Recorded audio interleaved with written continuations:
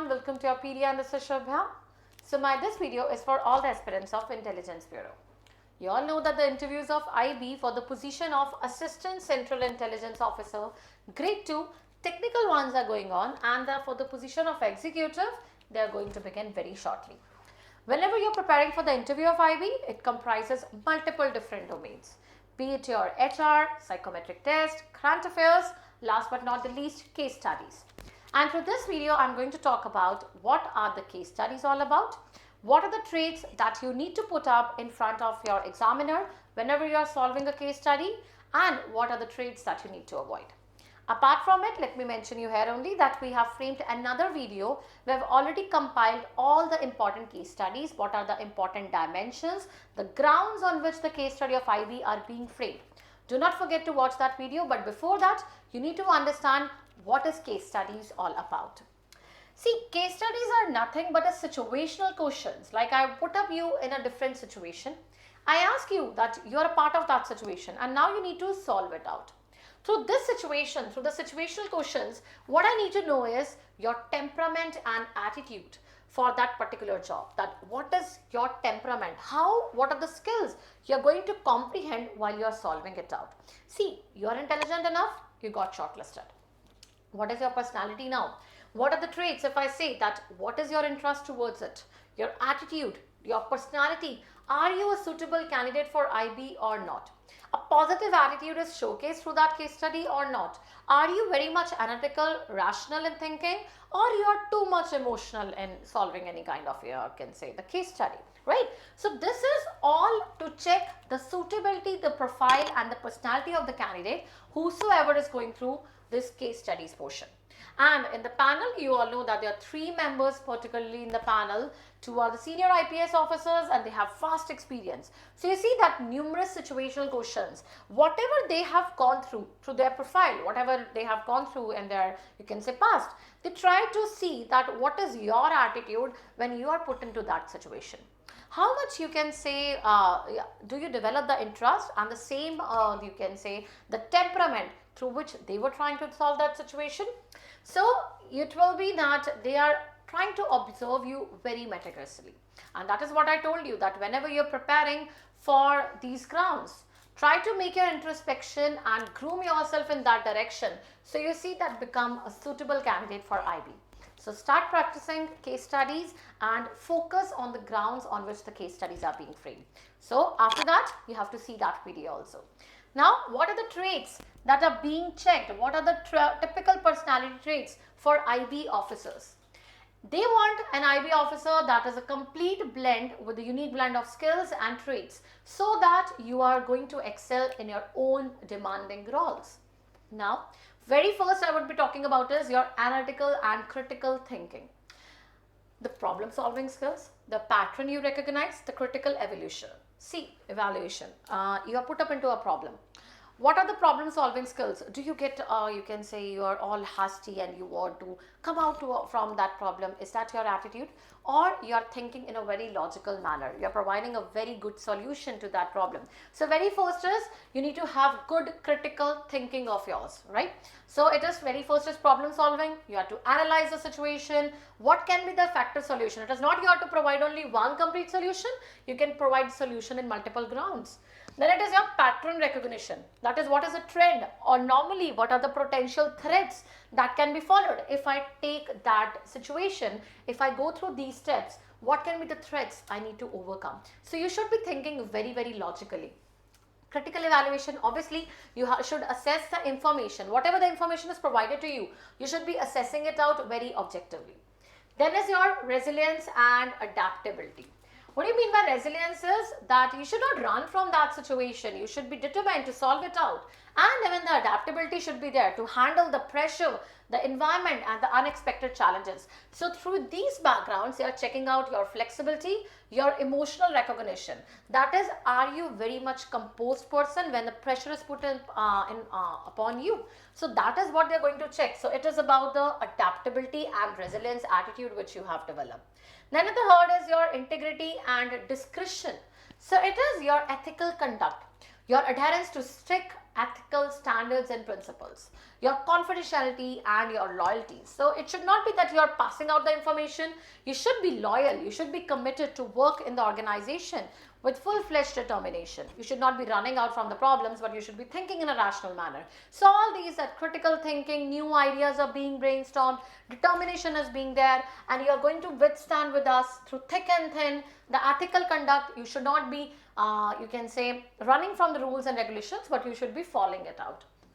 Then, what is your communication and interpersonal skills? Are you very good in your effective communication? That through, you can say it out, the way you talk to others, the way you comprehend your ideas and you present it to others, that matter to the most. Many students have seen that while solving a case studies, they use the informal slang. Guys, the informal slang is not at all welcome. You're in a position where you have to choose. Your choice of words should be certainly very, very good. Then is your interpersonal skills, that you are able to build relationship and establish trust with others, and the negotiation, that is skill in resolving conflicts and reaching agreements. The way you reach out the agreements with others, that is even more important. Then is attention to detail. If a problem is being presented to you, it should not be that you are not, you're just taking a glance of it, but you should be very meticulous and you're paying attention to every minute detail which is being given to you. So meticulous attention should be there, precision should be there, observation, what are the cues and inconsistencies which are being given, record keeping, what are the accurate and organized records. So you should be maintaining all the records, every point should be maintained and then it should be talked about. Your patience and perseverance, that is very, very important. That is persistence, willingness to pursue goals despite setbacks. Patience, you should be calm and composed while you are facing the challenges. Endurance, you should be withstanding with the long period of stress and uncertainty. So that is, you should be very calm person, complete patience, persistence towards the goals, and endurance. That is, you should be maintaining the calmness even the stress and pressure comes upon you. Initiative and self-motivation. Oh yes, this is very important. We all suffer from some kind of a stress and pressure in life, but how do you keep yourself self-motivated? What are the ways that you choose for yourself, and does actually the self-motivation works even for you and for the employees, the other employees also who are working with you? So it is your proactive approach, ability to take initiative and anticipate needs. Self-discipline, that is, you are able to work independently even and you are able to meet the deadlines. Drive, you should have strong motivation to succeed and contribute to the organization's mission, because what is your mission of the life, what is your vision of the life, it should comprehend with the mission and vision of IB, and that is what they are going to check. Then is your information gathering and analysis. So it is research skills and data analysis.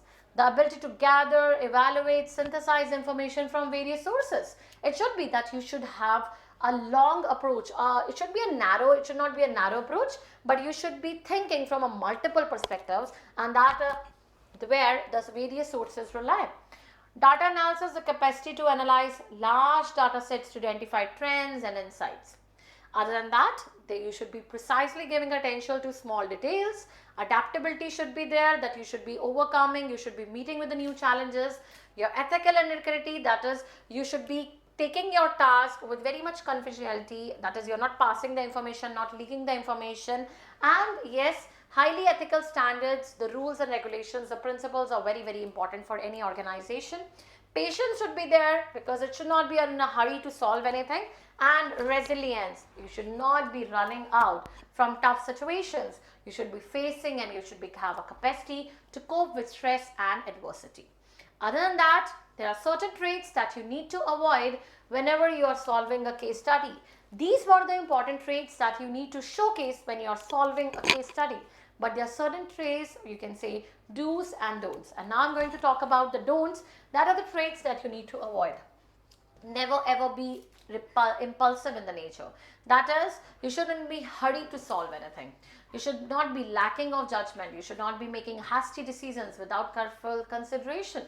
Emotional reactions, reacting based on emotions rather than logic analysis, that is completely wrong, because you should have you can say the logics should pay way, not your emotions. Emotions have no grounds in this interview, right? So it is that you should have empathy towards other. Empathy is the right word, but being emotional, being friendly, that is obviously a wrong approach while solving a case study. Then is arrogance. Yeah, you should never be overconfident, and you should not be disregarding others, right? So that is, you should not be dismissing the opinions and expertise of your colleagues, and you should believe what one's abilities are there to be superior than others. So overconfidence and disregard for others is a complete no. Dishonesty, you should not be lying for personal gain or to avoid consequences. Manipulation, using deceptive tactics to control or influence others, even a wrong approach. Yes, fearfulness, again, hesitation, avoiding risk due to fear of failure, lack of courage, it should not be there. Then is your laziness. Obviously, you should not be delaying the task or assignments. You should not be lacking the initiative that you want to do something. So relying solely on others to take action, again a wrong take. Disorganization, oh, that's something completely bad, because they want a personality who's calm and composed, able to handle stress and pressure, be very meticulous in nature. So how come disorganization would work? So obviously you need to be organized. So poor time management and lack of attention to detail should not be missing, because these are the key skills whenever you are solving a case study. Suspicion, paranoia, or trust issues. So it should not be that you are working on intuition based, or constantly assuming others have malicious intentions. Trust issues, difficulty in forming relationships or trusting colleagues. That should not be your take, because trust needs to be maintained. Lack of adaptability, as I already told, that you should not be rigid in your ideas. You should be a good learner. You should be ready to take new ideas, new challenges, and formate your ideas accordingly. Inability to learn, difficulty acquiring new skills or knowledge. Then is your poor communication skills. Thus, communication is the key to success. Whenever you present your ideas to others in a very effective manner, that is going to have a positive run. But what if you're not able to present the ideas in a good way? That's completely bad. So that is, if you will have ineffective communication, you won't be able to portray your information in a clear and a concise manner, and obviously it will lead to difficulty building relationships. You won't be able to connect with others and establish trust. Then is your lack of emotional intelligence, difficulty understanding emotions when you're having a struggle to recognize and manage one's own emotions or those of others. And then is your poor interpersonal relationship, when you lack or struggle to interact effectively with others. So these are traits that can significantly impede an intelligence officer's ability to perform their duties effectively, maintain the trust and integrity of the organization. So this was all about that what are the traits that you need to do, or you can say you need to check in your side, and the traits that you need to you can say avoid. So my this video was all about what are the case studies all about, what are the traits that are being checked, what are the traits that you need to avoid. Other than that, I'm going to discuss a complete compilation of all the important case studies, what are the important grounds. So you need to see that video too for the preparation of IB. All the best guys, keep preparing, and do not forget to download the documentation. Practice and practice to the best. Take care and have a good day.